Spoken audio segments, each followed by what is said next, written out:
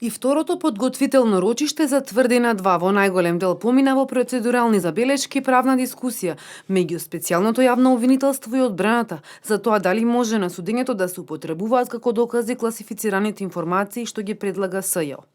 Откако поминатото рочиште на предлог на судот специјалното бараше декласификација на доказите за судска употреба, УБК одговорила дека не дозволуваат поради заштита на државниот интерес, безбедноста и поради сензитивноста на информациите со предзнак тајност, а од МВР побарале дополнително објаснување. На крајот на денешното рочиште судиката одлучи да им остави простор на СЈ до следното рочиште на 13 март да добијат конкретен одговор и дозвола од УБК за доверливите документи, но и да побараат мислење од Дирекцијата за безбедност на класифицираните информации. Обвинителката Ленча Ристоска рече дека во законите никаде не е забрането да се суди врз основа на тајните докази, а странките треба да имаат безбедносен сертификат.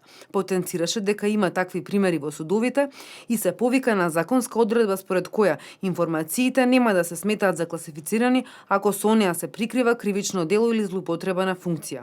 Адвокатите, повикувајќи се исто така на законски одредби, рекоа дека со класифицираните докази не само што не може да се суди, туку и праша како ќе се напише пресуда која што е јавна и побараа судиката да ги одбие ваквите докази.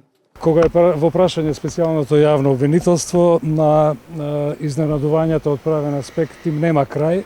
Еве денеска слушнавме дека 3 пати ургирале судот да ја превземе нивната работа, да им објасни како да постапат по решението со кое што минатиот пат беа задолжени да извршат декласификација на доказите за кои што тоа е задолжително според закон. Товарот на докажувањето и на прибавувањето на докази е на страната на странките и тоа пред се на тој што обвинува, кој што е должен да го докаже обвинението со докази што тој ќе ги презентира пред судот. Обвинителката Ристоска по денешното рочиште не даде изјава.